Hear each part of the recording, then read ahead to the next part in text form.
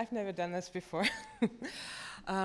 This is a meeting of the University of Michigan Faculty Senate.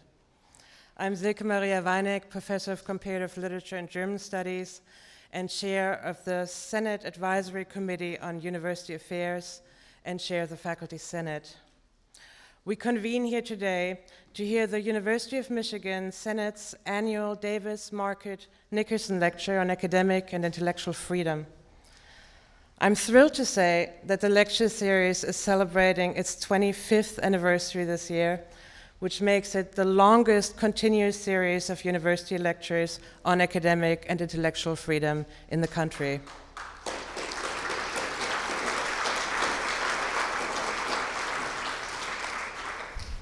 My first and only duty is to introduce to you Dr. Peggy J. Hollingsworth. Peggy was chair of SACIA when the lecture was established, and shortly thereafter became president of the Academic Freedom Lecture Fund, which the Senate Assembly created to support the series. Peggy has served in this position ever since. Since we have a full and wonderful program today, I'm under very strict orders from Peggy herself not to share with you the details of her very long and distinguished career, and I reluctantly, quite reluctantly obey. But I do need to say this: we would not be here today without Peggy's dedication to the lecture series and to the cause of academic and intellectual freedom, which it honors and supports. She has been the brain behind it as well as its heart and soul. As a community of scholars, we owe her a tremendous debt of gratitude for this cherished gift that has left such an important mark on our academic calendar year after year. Traditionally, Peggy makes a few brief comments at the beginning of each lecture, and she will also introduce the future presenters. But please join me in welcoming and celebrating Peggy Hollingsworth.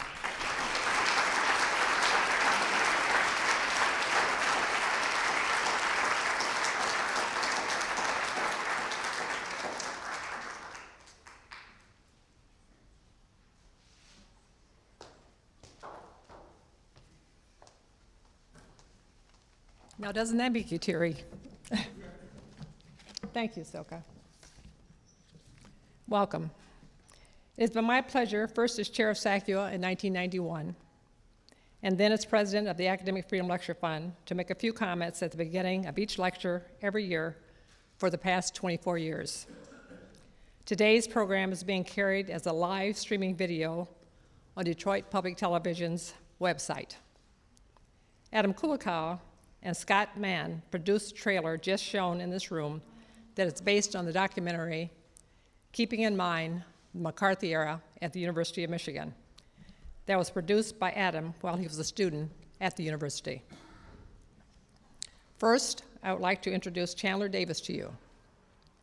He is the one remaining member of the 3 professors honored by this lecture series and the spouse of our first lecturer today, Natalie Zeman Davis.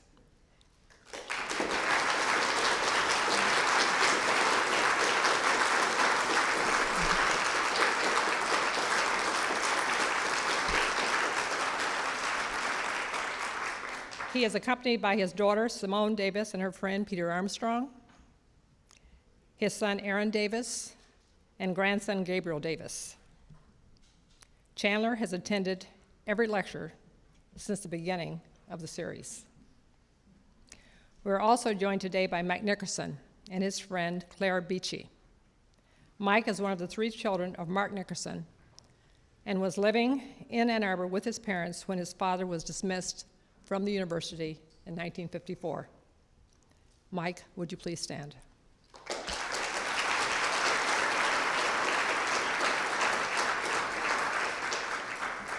You'll be able to meet Mike when he makes a few brief comments during our Q&A later today.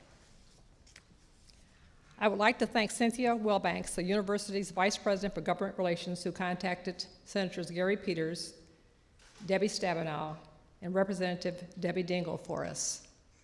Congratulatory letters from those 3 legislators in your program are deeply appreciated.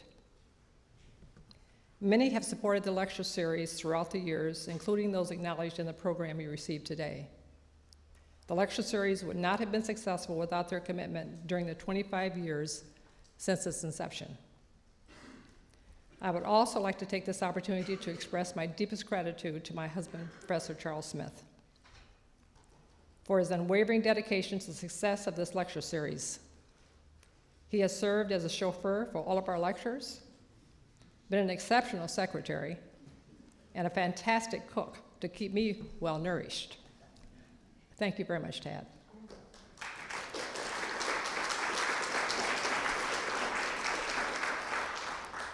The logistics of the program will differ this year because we have 2 speakers. To facilitate the flow of the program, President Schlichel will introduce Natalie Zeman Davis, and Provost Pollack will introduce Joan Wallach Scott, rather than my introduction of each of them immediately prior to their introduction of the speakers. There will be no Q&A in this room after each lectures, but will be held in 116 Hutchins Hall at 6 p.m., immediately following the conclusion of Professor Scott's presentation. Now I would like to invite Adam Kulikow to the podium to make a few comments. Adam.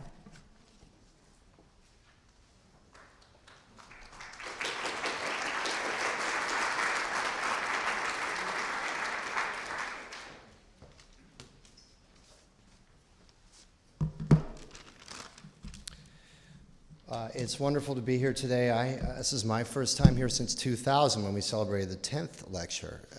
And obviously I am blown away by the success of the lecture, to see Chan, see many familiar faces here, 25 years and 26 years since I made the documentary as an undergrad, that was a contributor in getting us all talking about what happened here in the 50s and academic freedom. I'll say a few quick words while I have time. Why did I make this film? Alan Wald is here today. Buzz Alexander may be here today. These were people who helped push me toward exploring this topic after I came across an article in the Michigan Daily in fall of '88 about a controversy about renaming the graduate library, the Hatcher Library, because of firings during the McCarthy years. So I started to look into that, made a short video where I interviewed people who knew about it or who were here then. And I eventually spoke to Wilfred Kaplan, who was a colleague of Chan's in the math department, and Wilfred said, well, you should really talk to Chandler Davis. I had read Ellen Schrecker's book about No Ivory Tower. I had read David Hollinger's History of Rackham, and I knew what had happened. Chan was already a legendary figure in my mind. I couldn't believe I could actually call him, but I did. And he was incredibly gracious and invited me to Toronto immediately. I was able to raise a little bit of money from the university. This whole film was made for just a few $1,000s, and there's nothing fancy with the cameras or anything like that, but the story is there. So I went to Toronto with a small crew, and I made this my senior honors thesis. I devoted my second semester, my last semester here, to really just to making this film, and it happened between January and April of '89, the whole thing. Spent a couple days in Toronto with Chan and Natalie. We have lots of footage from that interview and with the ones with Clement Markert, with everybody in the film, Mark Nickerson and Harlan Hatcher, all at the Bentley Library, all in the archives. I have a 6.5-foot long collection of boxes of archives, of video. Any scholar, any interested person, it's Adam Kulikow papers, they're there. And I hope this will be part of the historical record forever. Lots of stuff got cut out to make the film, and that really I hope people can see. Just a few things I want to share. I want to share that, you know, as a young person, I was very struck that 2 of the 3 people I interviewed in Canada 35 years later, after the events of '53 and '54, because they were blacklisted. The one who was not blacklisted was Clem Markert, and he was in North Carolina, and that's where I interviewed with him. Chan, Mark Nickerson, Clement Markert, they took me into their homes. They made lunches and dinners for a young college student. They became my friends. I was introducing this film in Los Angeles, where I live. I'm a producer and a writer today. I've been in film for a while. And I couldn't even complete my introduction to my own film because I was so moved by the absence of Mark Nickerson and Clement Markert, by how much all 3 changed my life. Every time I come back to the film and watch it, either to show it to people or to do this trailer, I am moved to tears. and I'm moved by these people. And I write Chan emails every time I watch to say, I'm watching this right now, and I am moved to tears, and I want to honor you again. If I could build a statue to Chandler Davis, I would. These three people changed my life. They taught me that you can stand up for something, it's worth it, and that you can risk it all. And I'm getting choked up again. So, it's incredibly gratifying to be here. And it's an honor to see Chan. And they totally changed my life and the lives of a lot of people who worked on this project, who watched this project. I showed it to some kids last night. I spoke to an elementary school today, and the teacher had seen the film, and he told them about Chandler Davis and Mark Nickerson and Clement Markert, and the kids wanted to know about the First Amendment and the Fifth Amendment and how these three were different and their stances and how things turned out for them. So I hope this lecture lasts for 1,000 years. I hope the film outlives me. I hope that younger generations learn about this story, and I hope that we can just really all appreciate how great it is to see Chandler Davis in this room today. He's a real hero to me, and I told him today at lunch that his speech patterns and Mark Nickerson's speech patterns and Clement Markert's speech patterns, I spent so much time with their voices, they became my own. And I use their phrases all the time, so they all are deeply in me, and I'm incredibly grateful, and I'm grateful to you all for being here and inviting me. Thank you. And it is my privilege and pleasure to introduce President Schlissel to the podium. Thank you again.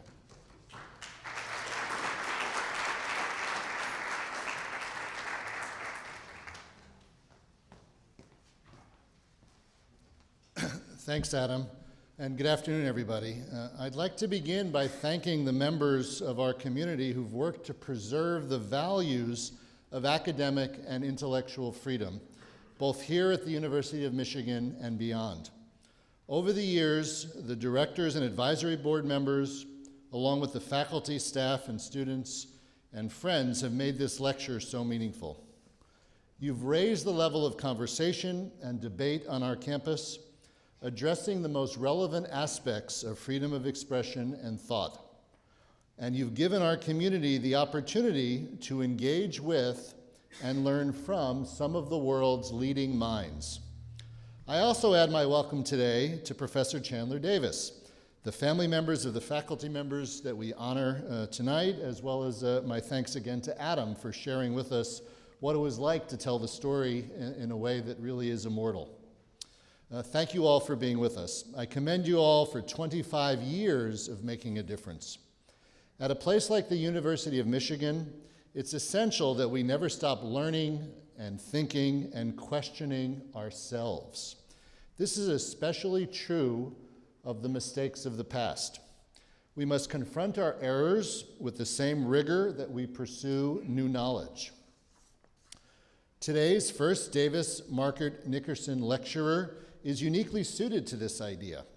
Natalie Zeman Davis is one of the world's foremost historians whose work has focused on those marginalized by society. She can also speak to the personal impacts of the 1954 decision as the wife of Professor Chandler Davis. As a distinguished social and cultural historian, Natalie Zeman Davis is renowned for her ability to unite her meticulous scholarship with thought-provoking storytelling. Her published work has focused on slaves, peasants, workers, and women, those whose lives that were often on the outside of both their own societies and the traditional historical record. She's been working to bring them back to life throughout her entire career, which has spanned teaching positions at the University of Toronto, the University of California, Berkeley, and Princeton. She once said, "I've never felt I was the historian for queens and kings. It's the others who need me." A native of Detroit, Professor Davis studied at Smith College in Radcliffe before earning her PhD at the University of Michigan. Her extensive list of honors include the 2010 Holberg International Prize and the 2012 National Humanities Medal. In an interview celebrating her Holberg Prize, She was asked what themes she looks upon as the most important.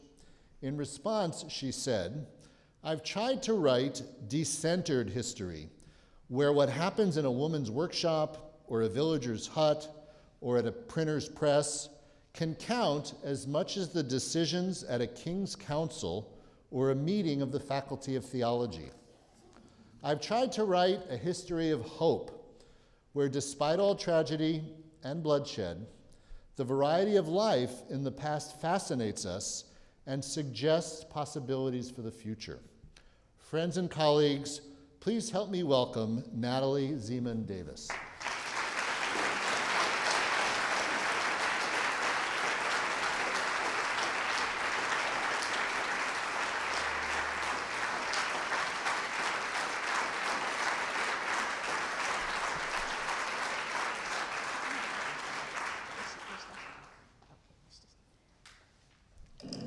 Thank you so much, President Sissel.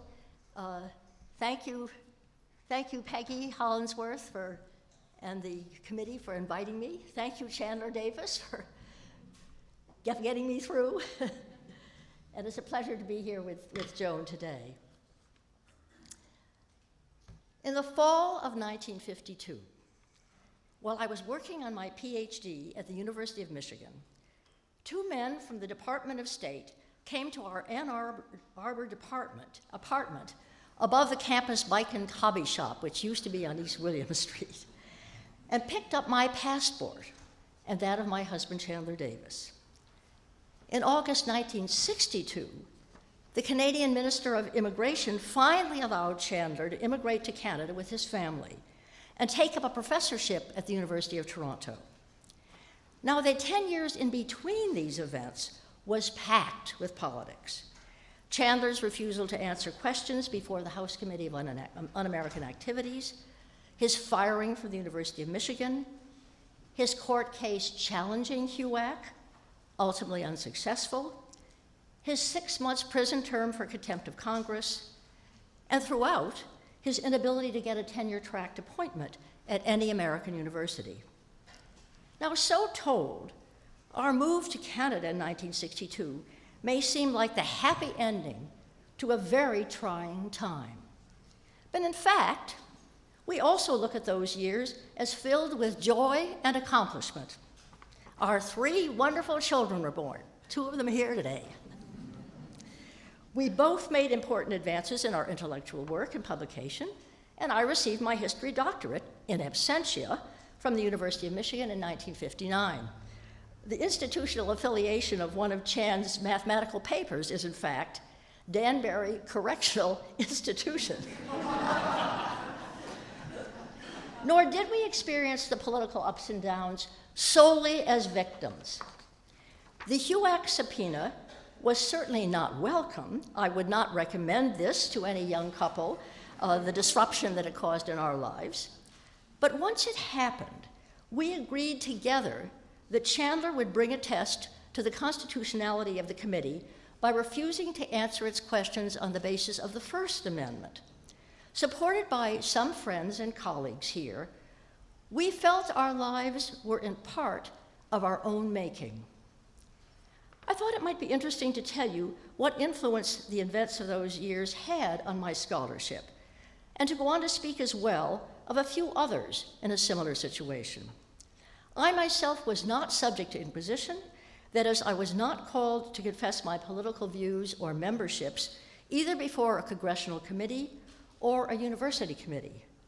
But I was without a passport for 8 years and was not part of a university community from the time we had to leave Ann Arbor in December 1954 until I began teaching at Brown University in the fall of 1959. My doctoral dissertation was entitled Protestantism and the Printing Workers of Lyon in France, a study in religion and social class. I wanted to look at the great religious changes of the 16th century from the vantage points of the people, tradesmen and artisans, rather from that of the theologians like Calvin and Luther, or that of the kings and the city councils, as was the usual approach at the time. Were Max Weber and Karl Marx right, I wondered, in the differing connections they made between social forces and religious change. I chose the printing industry of Lyon because many of its members had become Protestants, indeed had helped bring about a short-lived revolution in that town. But at the same time, the printing shops were riven by industrial conflict and strikes. So in 1952, I spent 6 months in the Lyon archives trying to find out which people became Protestant and what happened to them. After Chandler finished his teaching at UM, he came and he kept me company in the archives. My thesis topic was of no interest to the House Committee on Un-American Activities, even though it circled around the subversive topic of social class. They did not care about the 16th century.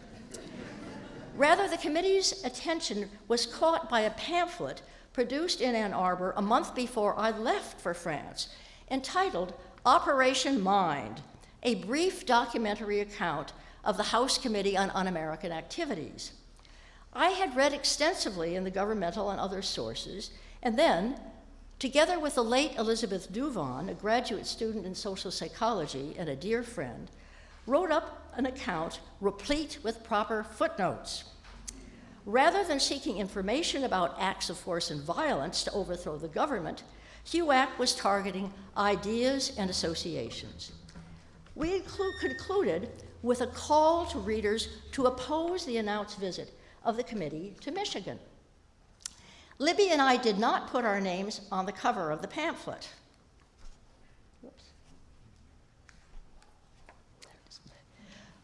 Which was described only as, quote, distributed by the University of Michigan Council of the Arts, Sciences, and Professions, and by the Civil Liberties Committee of the University of Michigan. It was printed in photo offset by the Edward Brothers of Ann Arbor. Their bill was paid, however, by Chandler, who was then treasurer of the UM Council of Arts, Sciences, and Professions. Operation Mind seems to have been part of the background for the seizure of our passports. Pressed by us for a reason, however, the Department of State's statement wrote us that, quote, we were alleged to be members of the Communist Party. There was no way I was going to subject myself to the inquisition required to establish the truth that I was not then a member, and still I might not have gotten my passport restored. I had to live without it, and I was disconsolate at my loss. My precious 6 months in France had been a preliminary exploration before taking my general exams.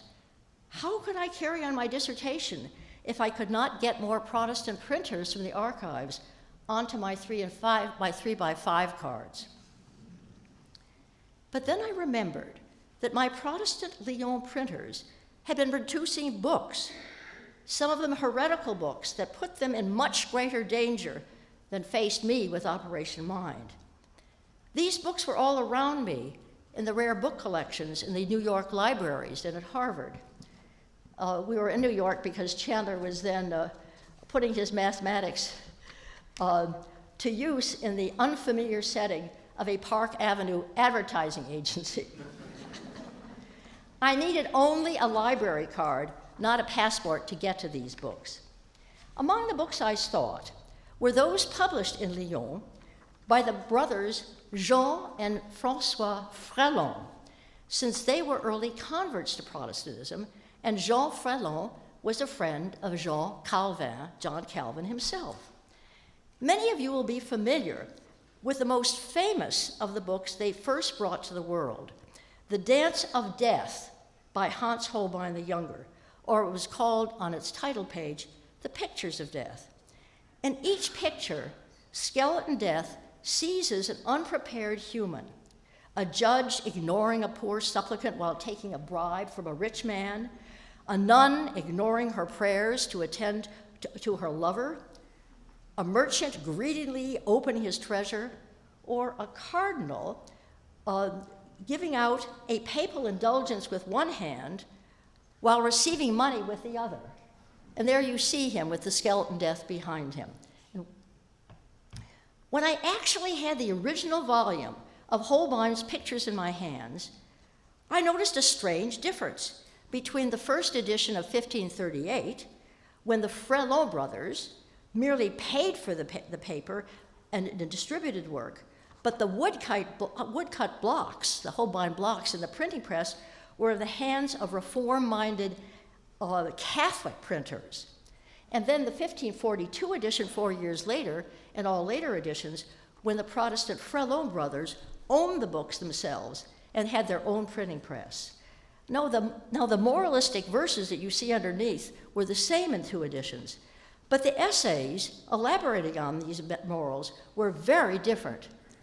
In the first 1538 edition, the cleric in Lyon, a very important one, a humanist cleric, drew out the lessons about ethical living in the reforming tradition of the great Erasmus, even while making a crack against the Protestants as furious iconoclasts. And this is that first edition, with the cleric.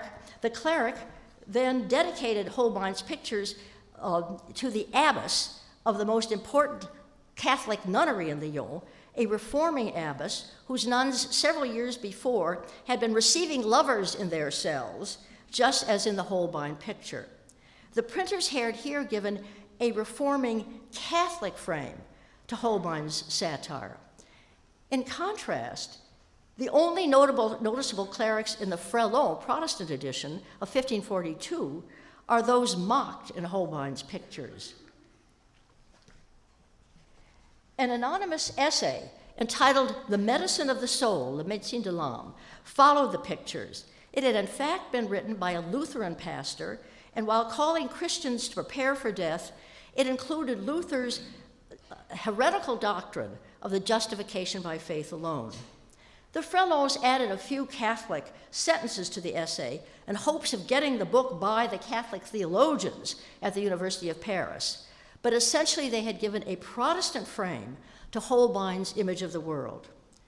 To be sure, their effort to give a Catholic camouflage to their editions did not succeed, since the book was soon put, this edition, on the Paris Index of Condemned Books. But mirabile dictu, the Frelon brothers were not themselves seriously harassed, and the edition became a European bestseller with reprintings in French, Latin, and Italian, and it's still very, very well known today. This discovery of the role printers could play through their editorial choices, including at a time of severe censorship and repression, fascinated me as I sat in the New York Rare Book Library in the mid-1950s. I decided to write up this story for a Renaissance journal, which accepted it and published it one of my first publications. But more important, I now had a new technique to add to my historian's book of tricks, what we came to call the new history of the book. Can it be, and I've always done this since, can it be a coincidence that one of the most important founders of that field in the 1950s, the French historian Lucien Febvre, had lived through and coped with the censorship imposed by the German occupiers of Paris and their collaborators during World War II? But let me give you one more example of scholarship after Inquisition, here from the 17th century. It, too, illustrates how nicely we can get our ideas around when they are considered dangerous by the powers that be. In June 1633, Galileo's dialogues concerning the two chief world systems was placed on the Index of Prohibited Books, and he was condemned to spend the rest of his life under house arrest at his villa in Tuscany. Now, a few of his disciples remained loyal to him, and a few friends got papal permission to come and visit him at his villa, so long as they stayed away from discussing the heliocentric theory of the universe. But Galileo's extensive correspondence with lovers of letters, of lovers of science, and the patrons of letters in Rome dropped precipitously. And I'm here drawing upon the very fine work in the history of science of Paul of Finland, who has studied Galileo's correspondence and how it dipped precipitously after he had been condemned. And Printers in Italy were afraid to touch any of his books, even in the town of Venice, a city proud of its independence from the Pope. What to do? Encouraged by a loyal friend from Venice, himself a maverick theologian, Galileo reached out to a Protestant lawyer, a Calvinist lawyer in Paris, who had good connections with the northern printing industry. As a result, Galileo's books were published by the Protestant Elseviers, one of the greatest houses in the Netherlands. Would that the present-day Elseviers were dedicated to the free circulation of science the way they were in the 17th century. But that's another story. In 1635, 2 years after it had been banned by the Pope, Galileo's dialogue on the two world systems was published at Leiden in Latin translation, which Galileo had always hoped for.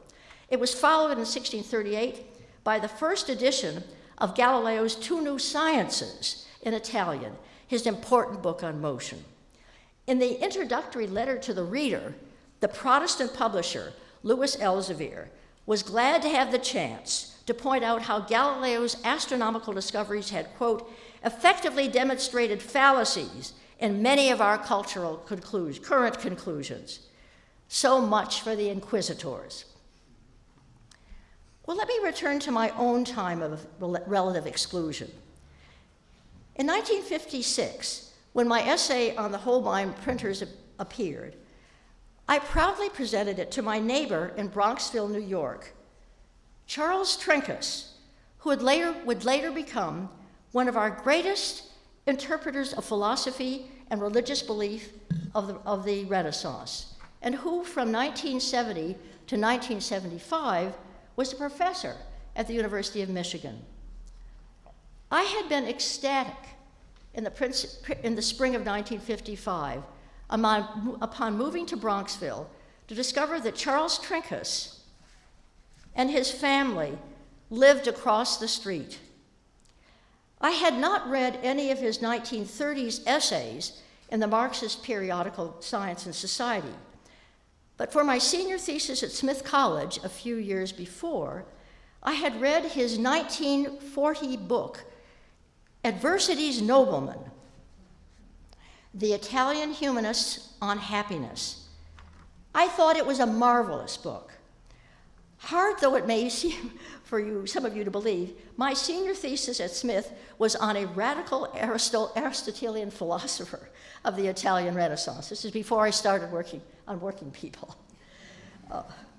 Trinkas's book showed with the utmost delicacy and learning how one could link the social experience and philosophical thought. The humanists' social unease, their still indefined social role, and their constant quest for patronage gave a distinctive cast to their writings on the classical idea of fortune and its ups and downs in human life. Thought and social experience were an interchange, Trinkas showed.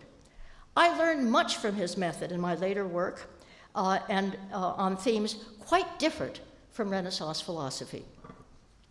As it turned out, our 2-year-old sons, their Peter and our Aaron, were regular playmates, and Charles' then wife and I had coffee together as our sons ran about.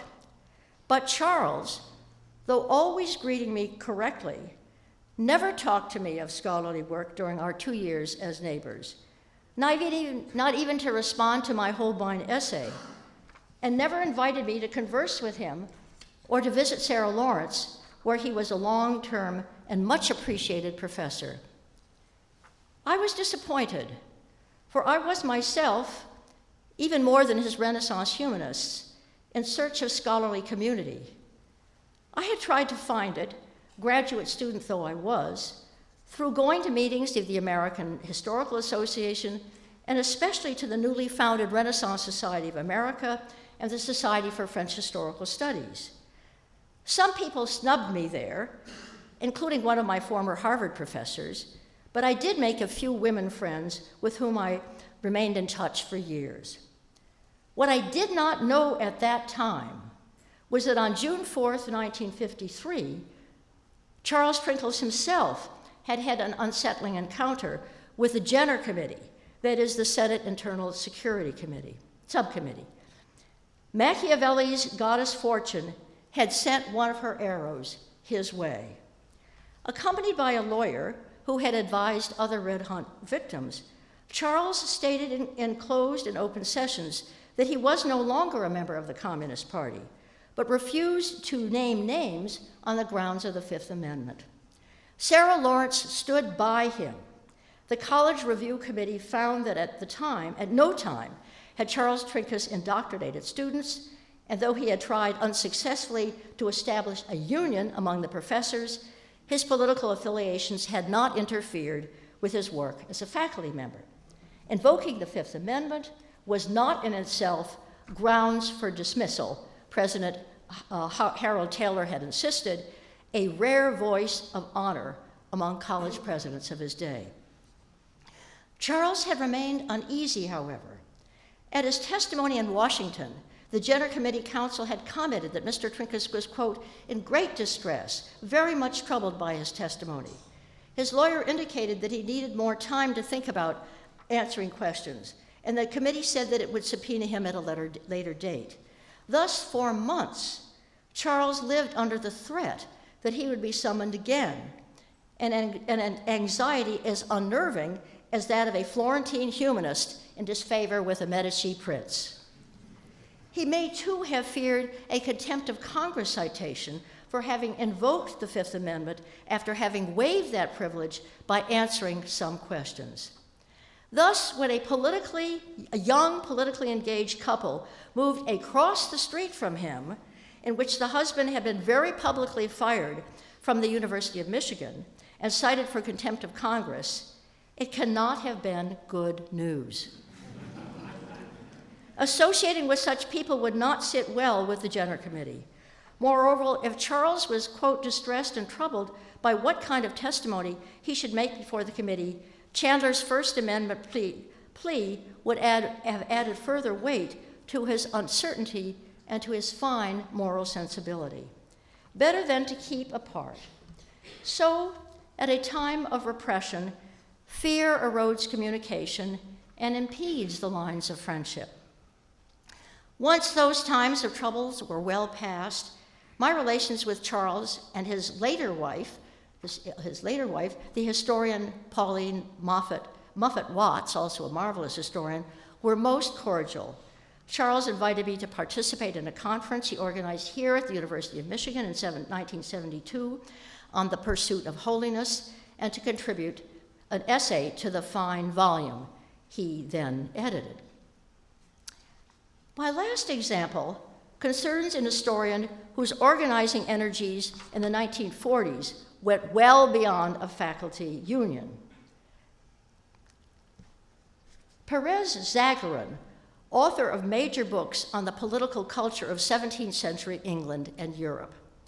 Pete, as his friends called him, had worked for the CIO for several years after getting his BA from the University of Chicago, but kept his historian's life active during these union years, writing reviews on economic history for Science and Society.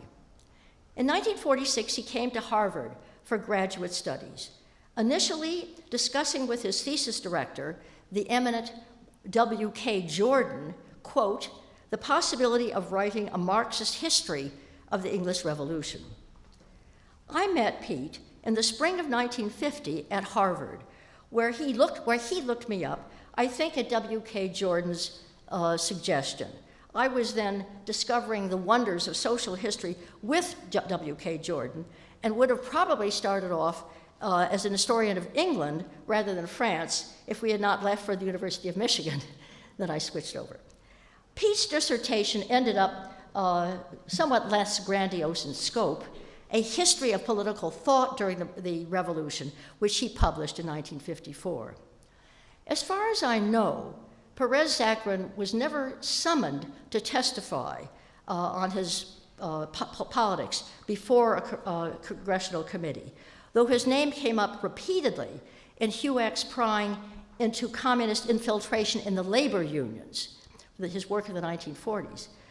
But gifted historian though he was, He was let go from Vassar and Amherst and not awarded his due at Harvard, even though I am sure that W.K. Jordan supported him. And Jordan, by the way, was not the professor from Harvard who snubbed me at the AHA. Jordan was very loyal to his students. With his artist wife, Honoré, Zagarin moved to Canada and taught at McGill until 1965, when he was able to finally come back to the States and get a professorship at the University of Rochester. Zagarin's thought about the world changed over the years. As he said in 2007, not long before his death, "I changed my ideas very drastically and stopped being an idealist." But he still condemned, quote, the lack of courage of universities during the McCarthy period. The book he wrote that shows the impact of that period on his scholarship did not appear till 1990. Ways of Lying, Dissimulation, Persecution, and Conformity in Early Modern Europe. Here Zagarin describes strategies for concealment of belief under circumstances of persecution, used and justified by Jews, Protestants, and Catholics in early modern Europe. In his preface, Zagarin evokes the Red Hunt. Quote, "From the 1930s to the 1950s, many people in the United States were faced with dilemmas of truth-telling, because of congressional inquisitions into their political beliefs and affiliations." Zagarin gives the example of Bertolt Brecht's appearance, the great playwright, Bertolt Brecht's appearance before the House Committee on Un-American Activities. And I quote Zagarin, "Brecht used equivocation to skew and withhold the truth, although when asked the central question of whether he had ever been a member of the Communist Party, he denied it. The next day, he left the United States for good. In subsequent disagreements with the East German authorities, he acted in the same way. When some of his works were criticized for formalism or lack of positiveness, Brecht complied by making slight changes in performance while leaving their published versions unaltered." Zagarin went on to describe how Jews in Spain and Portugal, forced to convert, followed Jewish practice in secret while outwardly going to the Catholic Mass. Protestant and Catholic lands conformed outwardly rather than becoming martyrs for their faith, some of them claiming that all that mattered anyway was inward belief. Catholics in Protestant lands did the same in the opposite direction, even while their priests exhorted them to avoid deceit and dissimulation. Zagarin ended his book with Baruch Spinoza's plea for freedom of expression in his Tractatus Theologus Philosophicus, a work, I might add, that Spinoza had to be published unanimously after Spinoza's death with a false address, another printing stratagem. If the sovereign insisted on conformity, Spinoza said, every day men will be saying one thing and thinking another. Belief in another's word will be undermined, and hence will come frauds and the destruction of all honest dealing. Still, Spinoza affirmed there would always be people with, quote, independence of mind who would oppose such repression. Zagarin thought that Spinoza had been too optimistic, too sanguine here, but I believe Spinoza was right. Looking back then, at my time of exclusion, so much less dramatic than the harem cast by the Amsterdam rabbis against Spinoza, I am glad that it led me to the history of the book, or what I would more generally call cultural history. Without that, I might have written about peasant social movements, but I would not have found my way to Judge Jean de Carras's 1560 book about the case of the peasant impostor, Martin Guerre, that judge had just settled. It seems as though I, too, picked up early on the role of dissimulation in human behavior. Previously, when I asked myself about the link between my own background and my book on the return of Martin Guerre, I had thought of my years of self-fashioning as a Jew on the margins of a non-Jewish world. But now I see how the HUAC scare may have turned my historian's antennae in that direction as well. Furthermore, those years, including the examples I've just given you, influenced my way of conceptualizing the destiny of historical actors. Any temptation I had at age 23 to categorize oppressed people into binaries as either heroic resistors or unjust victims was ended.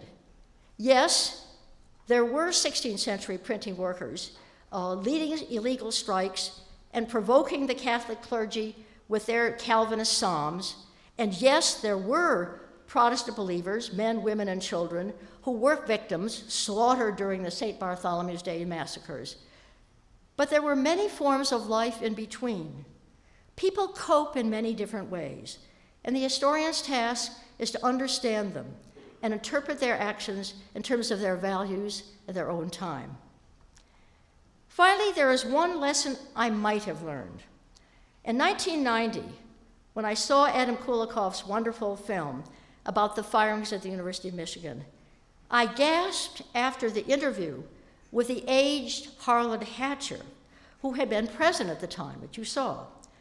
Long before the congressional hearings, Hatcher had met with the representatives of HUAC, reviewed a list of targeted professors, and negotiated with them about which ones would be called publicly, with the expectation that the unfriendly witnesses would be fired. So that individual man had determined our destiny well ahead of time.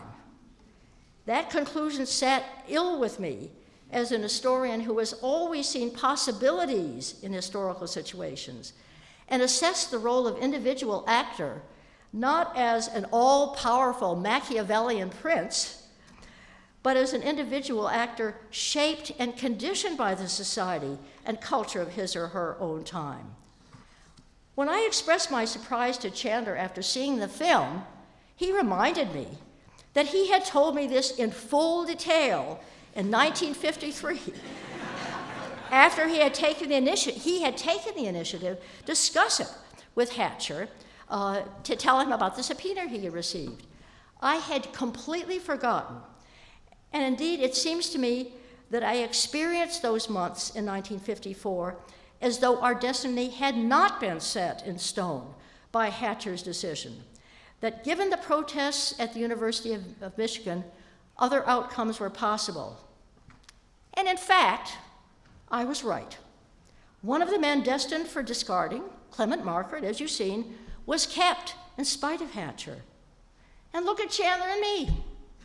We haven't done so bad.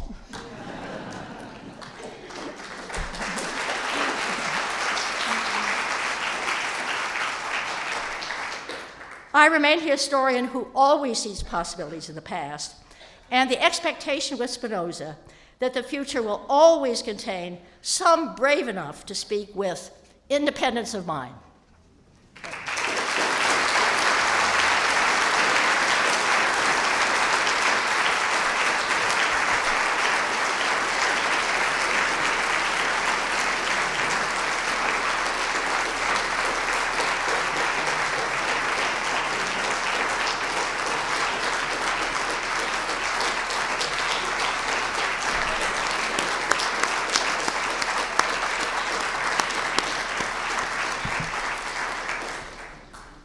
Thank you, Professor Zeman Davis, for those wonderful words. It's a true pleasure to welcome you back to campus as a distinguished scholar, a Michigan alumna, and the wife of Chandler Davis, whose commitment to academic freedom we recognize every year with the Davis Margaret Nickerson Lecture. I just loved your stories of experiencing and thriving despite exclusion. I'm now pleased to introduce Joan Scott. Professor Scott received her PhD in history from the University of Wisconsin-Madison and is currently the Harold F. Linder Professor at the School of Social Sciences at the Institute for Advanced Study. Over the course of her career, she has taught at the University of Illinois at Chicago, Northwestern University, the University of North Carolina, Chapel Hill, Rutgers University, Johns Hopkins University, and Brown University, where she served as the founding director of the Pembroke Center for Teaching and Research on Women. A scholar of French history, Professor Scott has combined quantitative and qualitative information to offer deep insights into historical movements and the lives of those who participated in and were affected by those movements.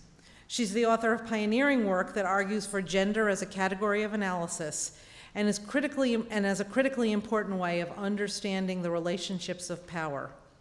Dr. Scott has an impressive ability to bring historical insight to bear on contemporary concerns and has offered new frameworks for thinking about issues such as religion and cultural differences that immigrants bring to democratic societies.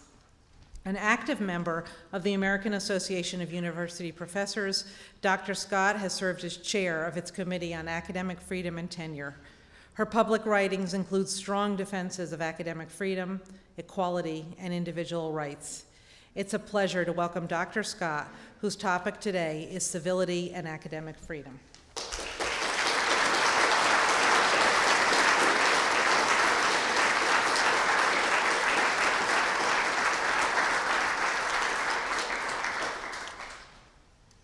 Thank you very much.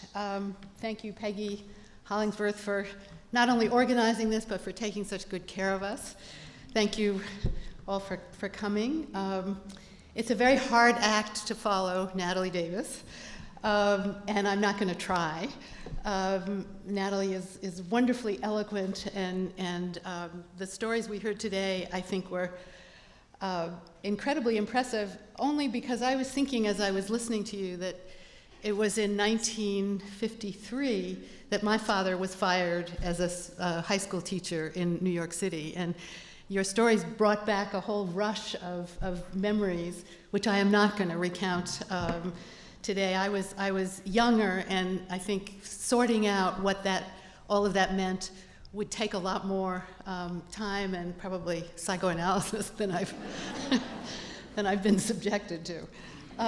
What I'm going to do is bring us up to the present, and much of this talk is based on my work at the AAUP, the American Association of University Professors, on Committee A, where one of the things I learned when I joined Committee A was that the individual stories I heard from time to time or experienced myself at universities, at AAUP one had the big picture of what was happening nationally, that there was a way in which you got a sense of the state of the academy in ways that you didn't when you were alone or working in a particular institution. So this talk is based on many of the experiences and the discussions we've been having over the last couple of years about the future of academic freedom. So in September 2014, in the wake of the Stephen Saleta case at the University of Illinois Urbana-Champaign, AAUP Vice President Henry Reichman posted a blog under the heading, "Is Incivility the New Communism?" He cited a number of instances in which criticism of Israel in the name of justice for Palestinians had led university administrators to impose disciplinary penalties on the critics. Saleta was fired or not appointed, depending on your interpretation of contract law, because the chancellor insisted that his tweets during the Gaza war lacked civility. In other areas that Reichman cited, a student at Ohio University was reprimanded by the university president for lacking civility in her failure to consider the feelings of other members of the community family when she staged a dramatic protest against Israel's abuse of Palestinians. And Nicholas Dirks, chancellor at the University of California, Berkeley, set the terms by which future punishment might be imposed, and this is a quote, "We can only exercise our right to free speech insofar as we feel safe and respected in doing so. And this in turn requires that people treat each other with civility. Simply put, courteousness and respect in words and deeds are basic preconditions to any meaningful exchange of ideas. In this sense, free speech and civility are two sides of a single coin, the coin of open democratic society," end of quote. A few days later, Reichman posted another blog, this one titled, "And Now There's a Blacklist?" There he continued the comparison to the 1950s Red Scare, citing the AMCHA Initiative's public list of 218 faculty members in Middle Eastern studies programs who had signed the Boycott, Divestment, and Sanctions, the BDS petition. Amsha, which means your people in Hebrew, was founded in 2011 in California. Its motto is protecting Jewish students. Urging wide dissemination of the names on its list, Amsha charged the professors not just with anti-Semitism, but with violations of American law. Quote, many of these patently biased boycotters of Israel are affiliated with government-designated, taxpayer-funded national resource centers on their campuses, they wrote. By publicly vilifying Israel, the complaint went on, the BDS supporters violated both the letter and spirit of the federal law which funds their teaching and research. Here, Amsha was referring to the State Department's fact sheet on anti-Semitism, which goes beyond the European Monitoring Center on Racism and Xenophobia's references to Jews by including a whole section on anti-Semitism relative to Israel. The Amsha list then not only warned Jewish students to avoid taking courses to boycott these dangerous teachers, it also identified these teachers as subversives to their employers and to the public at large. Amsha is not alone, but only the most recent effort to rid universities of faculty critical of Israel's treatment of Palestinians. The Center for Constitutional Rights has just published a report that documents, and this is a quote, the widespread and growing suppression of Palestinian human rights advocacy in the United States. Between January 2014 and June 2015, there were nearly 300 incidents of suppression. 85% of those targeted students and professors on a total of more than 65 US campuses, end of quote. The McCarthy-like campaign has been going on for a long time. If anti-Americanism was the slogan of Red Scare patriots, anti-Semitism is the smear attached to critics of the Israeli occupation. And though there's no senator from Wisconsin waving lists of subversives, these organizations and the individuals associated with them have had a powerful effect on freedom of speech at colleges and universities in this country. Although not all of the objections to the critics of Israel explicitly raise the specter of incivility, I think Reichman is right to caution us about the increasing use of the term, not only to deride unruly behavior, but to deem certain scholars, their scholarship, and their opinions unacceptable. If criticism of Israel is necessarily anti-Semitic, that logic goes, it's by definition uncivil, its expression is hurtful to Jews, hence it's outside the pale of tolerable ideas and so legitimately censored. As in Dirk's pronouncement, there's no academic freedom possible for ideas and actions that don't meet the civility test. Remember, he said, free speech and civility are two sides of a single coin.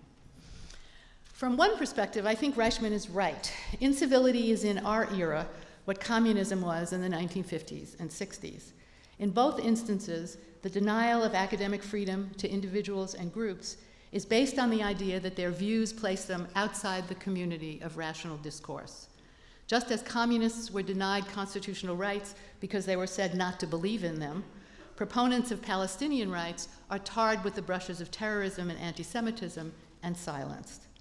There are nonetheless important differences between them that have everything to do with the different moments in which the terms became rallying cries for repression. To be un-American in the 1950s and 60s meant to hold ideas taken to be antithetical to the political order, to endorse a social and economic system that would change relations of power in the country. A communist was a political enemy of the state. In contrast, incivility has a seemingly apolitical aspect. It refers to the disgusting or intemperate or disrespectful behavior of individuals as it impacts other individuals. It is about affect, not about ideas. Of course, the charge of incivility can be a mask for certain politics, as the Israel-Palestine examples clearly indicate. The long history of the notion of civility shows that it has everything to do with class, race, and power, but it is not about the ideas one espouses. It has to do instead with one's public performance and its assessment by others. A performance, moreover, that requires the suppression of one's true beliefs, feelings, and desires. The French writer Mirabeau noted in the 1760s that civility only presents the mask of virtue and not its face. The German sociologist Norbert Elias was especially interested in the socio-psychic consequences of the civilizing process, that's the name of his book, in pressures on the lower orders to assimilate to the manners of their superiors by suppressing their affective impulses. It's fear, he says, that motivates adherence to codes of conduct. Parents instill it in their children as much by gestures as by words. He goes on to show how the concept of civility was tied to definitions of civilization as Western states consolidated and expanded their colonial reach, defining as their mission the diffusion of their standards to simpler and more primitive people. Elias writes that the strict code of manners for the upper class was, quote, an instrument of prestige, but also an instrument of power. It's not a little characteristic of the structure of Western society that the watchword of its colonizing movement is civilization, end of quote. Over the years, the charge of incivility has become associated not just with bad manners, but with a lack of deference to one's superiors. That's how I hear the response of the City Fathers in Greensboro, North Carolina, to the peaceful, nonviolent sit-in at a Woolworth's lunch counter there in 1960 as an act of incivility. How I understand the results of a survey of college and university administrators reported by Inside Higher Ed in 2014, which found that, quote, a majority of provosts are concerned about declining faculty civility in American higher education. And how I interpret a friend's puzzled report that the president of his university privately reprimanded him for his uncivil remarks after a faculty meeting at which he had expressed concern in polite and muted tones about how the university handled financial aid for African American students on campus. More recently, the affective dimension of incivility has been further narrowed to refer to a failure to take into account the feelings of those who may be hurt or made uncomfortable by one's remarks, comments, ideas, or political opinions. The purported or potential hurtfulness of expression has now become the grounds for censoring it. So it was that Dirks framed his association of free speech and civility, quote, we can only exercise our right to free speech insofar as we feel safe and respected in doing so, and this in turn requires that people treat each other with civility. When civility is synonymous with safety, verbal utterance is equated not only with psychic but with physical harm. It's in these terms that the Zionist organization Amsha defines its mission to protect Jewish students from both direct and indirect assault and fear while attending colleges and universities, end of quote. The charge of physical or emotional assault as a mask for political or intellectual disagreement is limited neither to supporters of Israel nor to academic administrators. The affective test for censoring speech is being used by some representatives of women, minorities, racial, ethnic, sexual, and others intent on addressing inequities of treatment and discrimination on campuses. They are joined by moralists of all stripes, among them those whose religious conscience or social sensibilities are offended by profanity and references to abortion or homosexuality, and those who seek at all costs to avoid the repetition of perceived trauma. What's disturbing is the convergence of right and left around claims of personal injury and a lack of comfort and safety. I think this is symptomatic of a larger phenomenon, of the framework students now have within which to make claims for equality and empowerment. The framework is what Wendy Brown calls neoliberal rationality, one in which discrimination has become understood as a depreciation of human capital. Brown talks about the way Homo economicus has come to stand for everything human, eclipsing Homo politicus and all other aspects of being human. Neoliberal rationality, she argues, quote, is ubiquitous today in statecraft and the workplace, in jurisprudence, education, culture, and a vast range of quotidian activity. She defines it as a peculiar form of reason that configures all aspects of existence in economic terms and is, quote, quietly undoing basic elements of democracy. She calls her book Undoing the Demos. I want to argue that the insistence on individual injury, on the need to secure the safety, security, and comfort of students on campus is a feature of the program of neoliberal rationality. What I would call the affective turn, even in anti-discrimination discourse, is ultimately about the entitlements of individual students to comfort, safety, and conscience, to the right to maximize one's value, and to do so free of distraction and impediments. Universities has set the terms within which student demands are made. The mission has been redefined as a service delivered to paying clients. Chris Lorenz describes it this way, quote, "Because this view represents education as a free and equal exchange between equally positioned buyers and sellers, the hierarchical relationship between teachers and those being taught disappears. And this suggests that the purchasers of education have a right to get what they paid for. To make matters worse, because the customer is always right in the market, students in the education market are also always right." In other words, student feelings are now placed on an equal, if not superior, plane with a professor's pedagogical judgment and his or her disciplinary expertise. Perhaps the most glaring example of this is the recurrence of cases, and we've seen a number of them at AAUP, in which administrators insist that professors raise the grades of students who complain that they have been shortchanged for the quantity of work they've done in a course. The question of quality is no longer a valid consideration. But it's not exactly equality that is invoked in the reconfigured student-teacher relationship, or perhaps it's better to call it a peculiar kind of equality, in which the commanding position of students rests on their being portrayed as vulnerable victims who need the protection of adults, of professors, university administrators, and government officials. Whether positioned as client or consumer or victim, the student is allowed to call the shots. In the new corporate model, universities have turned to such non-academic organizations as the National Center for Higher Education Risk Management, a law and consulting practice which since 2000 has offered advice about matters ranging from problem drinking to sexual harassment, student suicide, threat assessment, and much more. The notion that universities are in the business of risk management signifies, Lorenz says, the primacy of financial over educational considerations in academic institutions. This in turn has enhanced the claim to more power for trustees, whose preeminent authority was once modified by a conception of governance shared with administrators and faculty. In 2014, the Project on Governance for a New Era, supported by the right-wing group ACTA, the Association of College Trustees and Alumni, and written by Benno Schmidt, produced a report that called upon trustees to, quote, "take a more active role in reviewing and benchmarking the work of faculty and administrators and monitoring outcomes.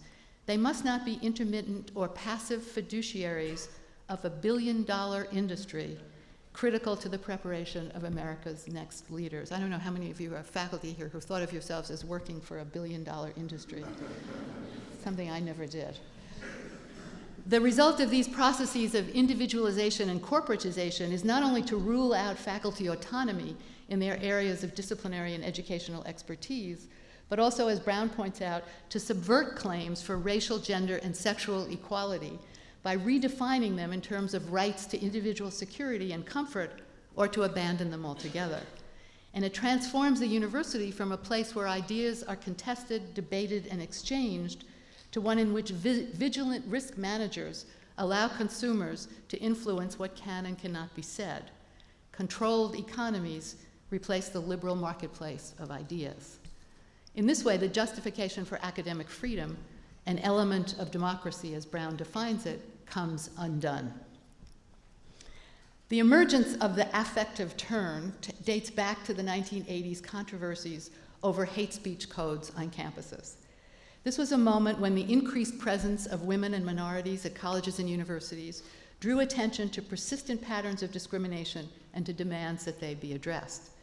There was now a critical mass of previously excluded newcomers that enabled new forms of campus collective action.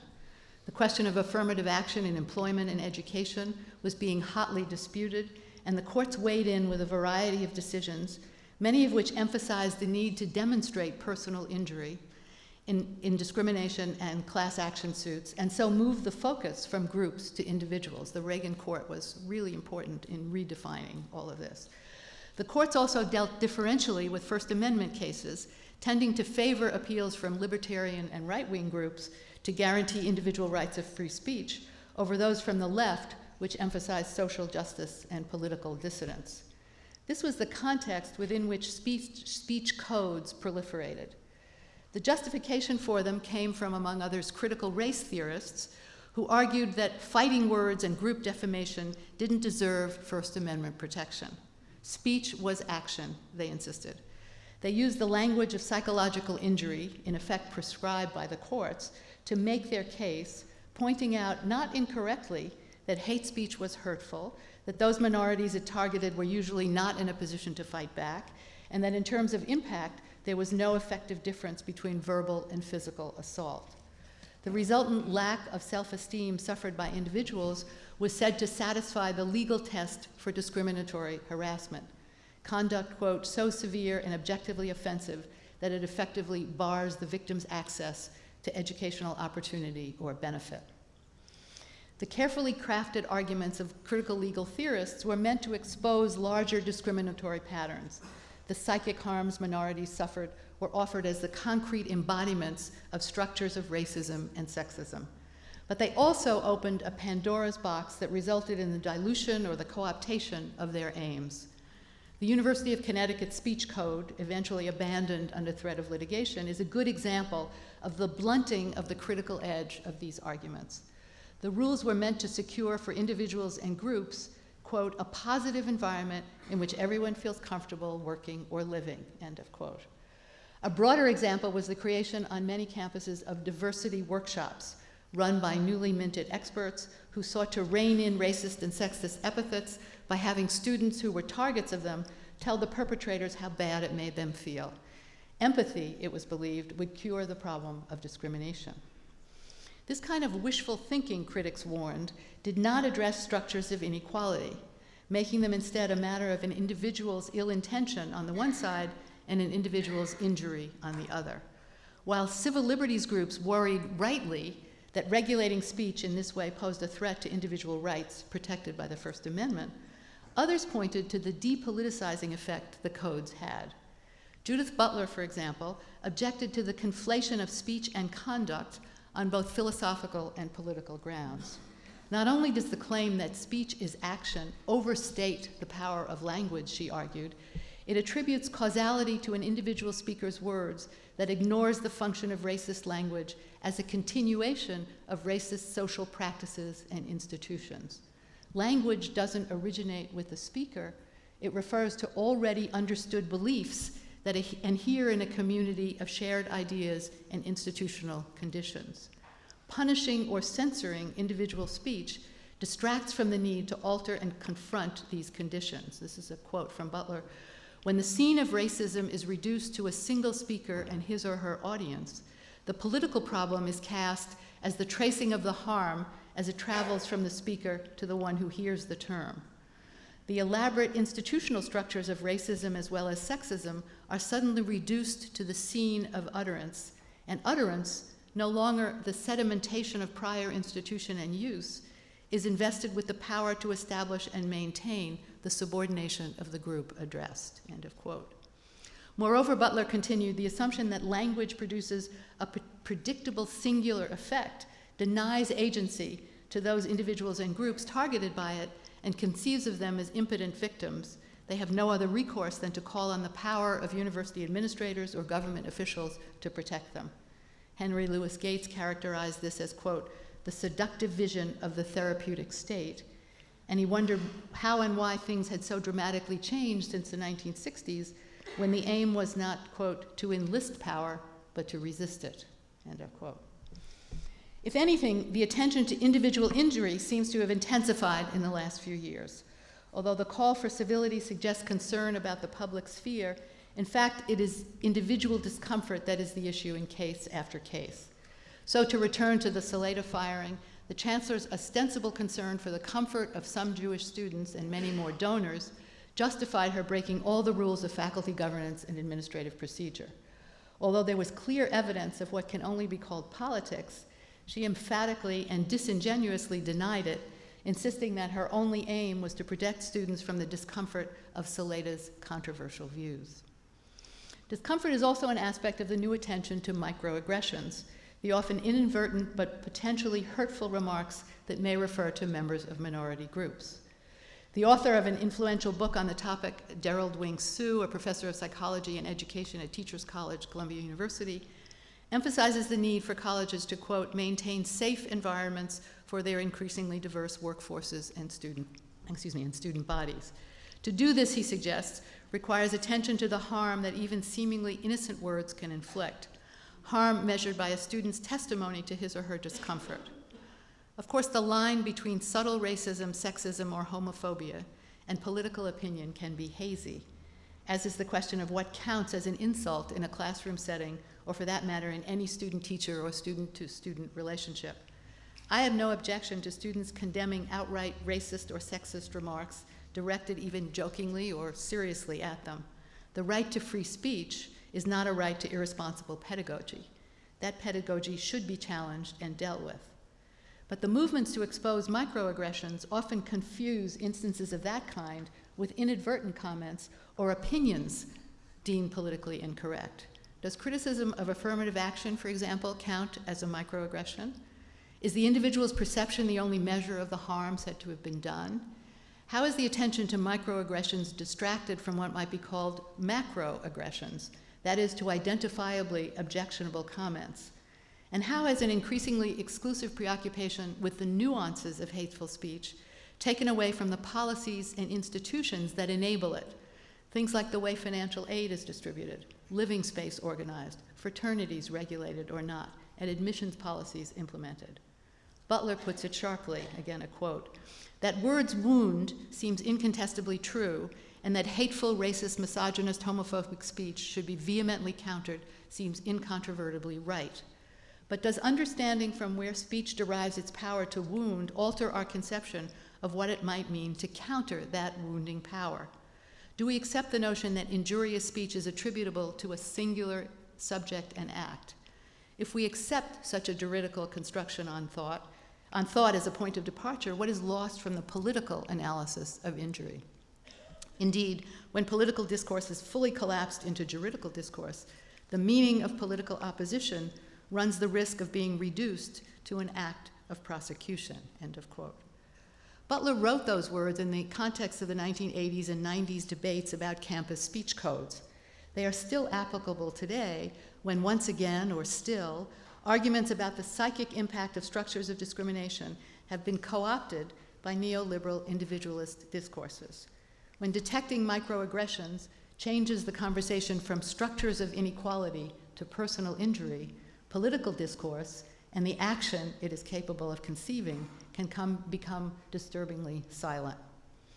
Another example is the movement for trigger warnings, which began with feminist objections to graphic descriptions of rape online and has now morphed into a nightmare of calls for the suppression of speech. Trigger warnings are meant to prevent emotional stress for students who have experienced some kind of trauma. The definition has gotten wider and wider, by alerting them to potentially uncomfortable items on a course syllabus and even excusing them from the assignment. The AAUP report on the topic cited Oberlin College's original policy, which was tabled to allow more faculty discussion, as an example of the extremes to which concern about triggers might lead. The college's policy listed possible trigger topics as including, quote, racism, classism, sexism, heterosexism, cissexism, ableism, and other issues of privilege and oppression. Chinua Achebe's novel Things Fall Apart might, quote, trigger readers who have experienced racism, colonialism, religious persecution, violence, suicide, and more, end of quote. A friend told me he was cautioned not to use the word suicide in a presentation he gave at Amherst College. And on a New Yorker blog, Harvard Law School professor Julie Suk warned that hard-fought feminist reforms about rape law were being undermined by some of her students who were reluctant to talk about rape and to debate what counts and doesn't count as consent, coercion, and crime, topics necessary for the teaching of the subject. Quote, for at least some students, the classroom has become a potentially traumatic environment, and they've begun to anticipate the emotional injuries they could suffer or inflict in a classroom conversation. They are also more inclined to insist that teachers protect them from causing or experience discomfort, and teachers in turn are more willing to oblige because it would be considered injurious for them not to acknowledge a student's trauma or potential trauma. Suk cites an instance recounted to her by a colleague, one of whose students asked her, quote, not to use the word violate in class, as does this conduct violate the law, because the word was triggering. Some students even suggested to her that rape law not be taught because of its potential to cause distress. And in a case that has since been reversed, a professor at Crafton Hills College in California was required to add a trigger warning to his syllabus when a student and her parents complained about the violent and pornographic content of the graphic novels Fun Home and Persepolis, among others. The Crafton Hills president reversed the injunction after reading the AAUP report on the topic. The report clearly sums up the problems with trigger warnings. Quote, "The presumption that students need to be protected rather than challenged in a classroom is at once infantilizing and anti-intellectual. It makes comfort a higher priority than intellectual engagement, and it singles out politically controversial topics like sex, race, class, capitalism, and colonialism for attention. Indeed, if such topics are associated with triggers correctly or not, they are likely to be marginalized, if not avoided altogether, by faculty who fear complaints for offending or discomforting some of their students. Some discomfort is inevitable in classrooms if the goal is to expose students to new ideas, have them question beliefs they have taken for granted, grapple with ethical problems they have never considered, and more generally expand their horizons so as to become informed and responsible democratic citizens. Trigger warnings suggest that classrooms should offer protection and comfort rather than an intellectually challenging education. They reduce students to vulnerable victims rather than full participants in the intellectual process of education. The effect is to stifle thought on the part of both teachers and students who fear to raise questions that might make others uncomfortable. And of course, behind all of this anxiety is that risk assessment on the part of the university administrators who are worried about what it would mean for these kinds of complaints to come forward. The importance of comfort has been highlighted by the recent expansion, and this is my last example, of the mandate of Title IX, the 1972 amendment to the Higher Education Act of 1965. Most of us associate Title IX with the opening to women of college athletic programs, and indeed that was its focus for many years, even though its language was always much broader, outlawing discrimination based on sex in any education program or activity receiving federal financial assistance. Title IX was the extension of Titles VI and VII, which covered employment, to the sphere of education. Since about 2010, the statute has been used increasingly to address sexual harassment, from one perspective, a welcome addition to its mandate.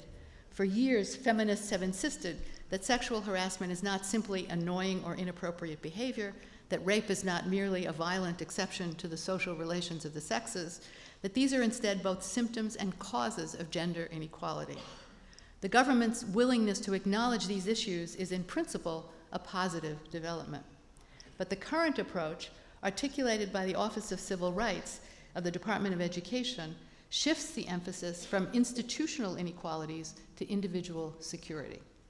Of course, the law requires demonstration of personal injury in claims about discrimination. This is, again, the legacy of all those Reagan courts. But it seems to me that in the new regime, the remedy has more to do with providing comfort and individual redress, with ridding the campus of a single perpetrator, rather than with addressing the policies and institutions. Personal injury, in other words, remains personal, and the political dimension of it is lost.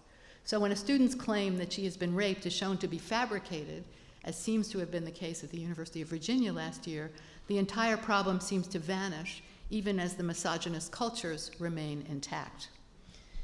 The test for what counts as sexual harassment has also been expanded by the Office of Civil Rights. It now cites words that may be harmful or humiliating, that may limit rather than prevent, was the old language, access to all the benefits an educational institution should provide. These changes are in fact minimal, but they have been interpreted to widen the range of unacceptable words and actions. The notion of the hostile environment has now been expanded to include upsetting or unsettling ideas. In the process, the careful balance between First Amendment rights and the identification of unacceptable discrimination has been upset, opening the way for all manner of complaints against the expression of unpopular or controversial ideas. In the zeal to make campuses safe for students, the federal government has weakened the standards for filing Title IX complaints. Only one incident is now necessary to initiate action, instead of an earlier requirement that a pervasive or persistent pattern of discrimination be proven to exist. And that one complaint is no longer subject to the criterion of reasonable doubt. All there need be now is a preponderance of evidence that some form of harassment has occurred. The government's requirement that schools take prompt and effective action to end harassment has led risk-averse university administrators who fear losing federal funds to bypass established procedures of due process and faculty governance, in many instances by dismissing alleged perpetrators with no trial whatsoever, or by calling in outside investigators to prepare secret reports that are not shared with the accused. This is what happened earlier this year to Laura Kipnis, a professor of radio, TV, and film at Northwestern University. In response to an article she published in the Chronicle Review, commenting critically and often flippantly on the rules about sexual contact between faculty and students at her university, and in which she referred to an ongoing case, but with no names of those involved, some women students who disagreed with her views filed complaints under Title IX, charging that her article had had a chilling effect on their ability to report sexual misconduct. Although Kipnis was not herself charged with any kind of sexual assault, the students carried mattresses and pillows, thereby identifying themselves as rape victims when they protested her article. When a colleague reported to the Faculty Senate on the interrogation of Kipnis by two outside legal investigators, though she was denied legal counsel, she was allowed to bring him in as a support person to the interview. And when the university president wrote a piece in the Wall Street Journal on the dangers of the investigation to academic freedom, the same students filed Title IX complaints against them, charging retaliation. Kipnis was eventually exonerated on the grounds that the preponderance of evidence did not support the complaints, but the questions raised by the way in which the charges were dealt with endure, and not only at Northwestern. At Bard College, Title IX complaints led the university to instigate secret proceedings, the results of which have not yet been shared with the professor charged, and to remove him from his position as the director of the chemistry program. At the University of Colorado, Patty Adler, a professor of sociology who taught a popular course on deviance in U.S. society, was charged by some students with sexual harassment for a skit on prostitution that was performed in her class. In the wake of the controversy, she resigned from her post. At LSU, Teresa Buchanan, a tenured professor of education, was fired for using an occasional profanity in class. Her alleged offense included saying in class, "fuck no," and making a joke about sex declining in long-term relationships, as well as using the word pussy in an off-campus conversation with a teacher. She was a teacher of elementary school teachers. Her field was elementary education, and one of the complaints was that language like that shouldn't be used in front of teachers of young children.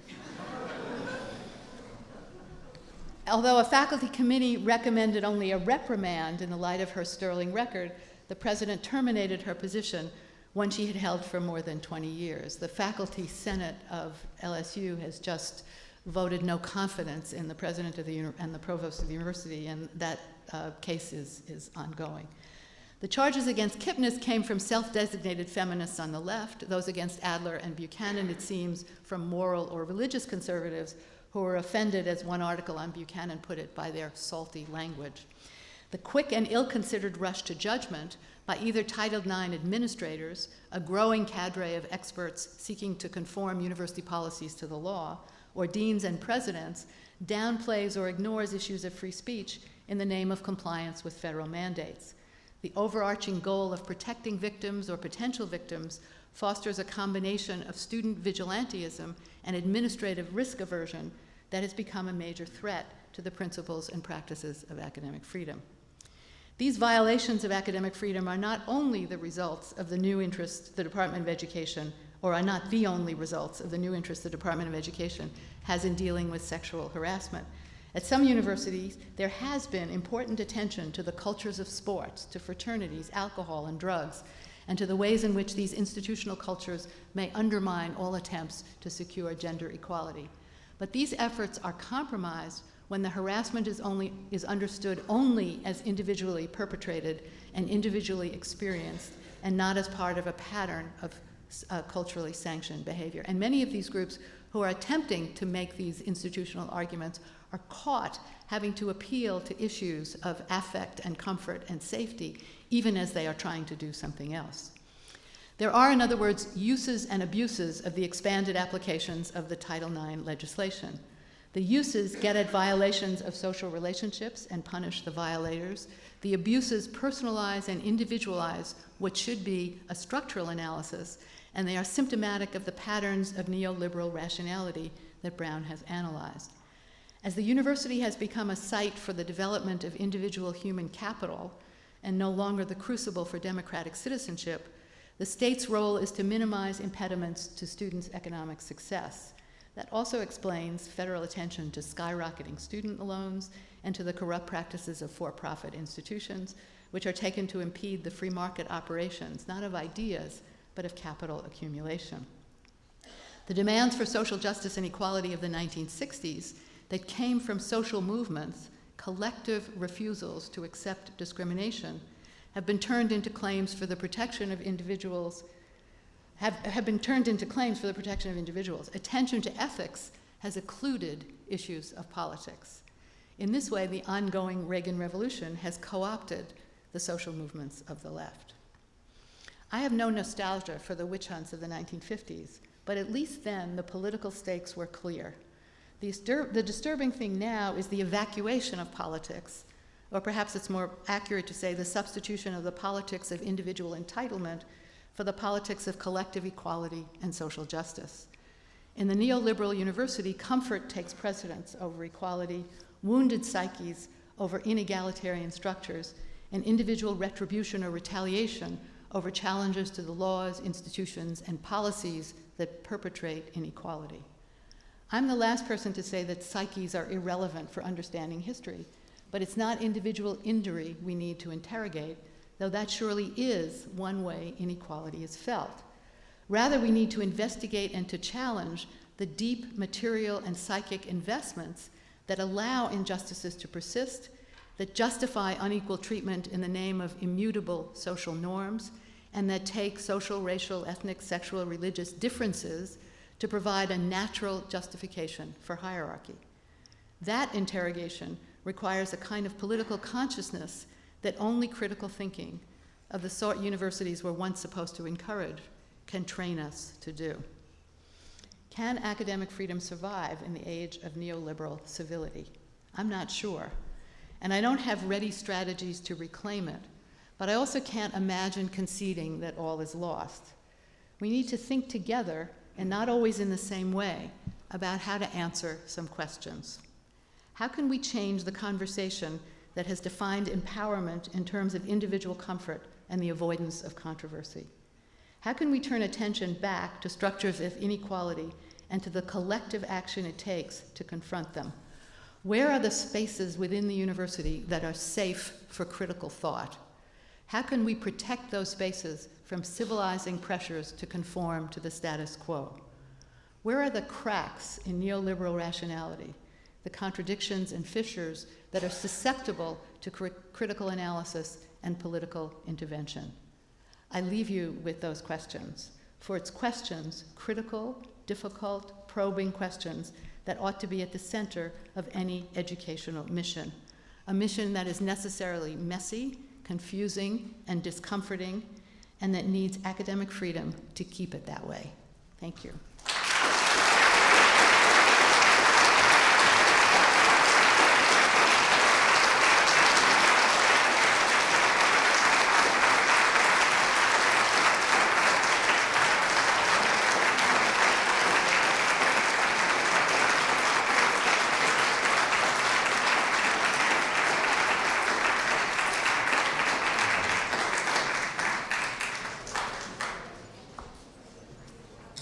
That was great.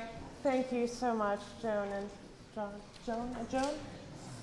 I am adjourning the meeting, but there will be a Q&A across the hall. I'd be very happy for as many of you as are free to join us. Thank you. Bye-bye.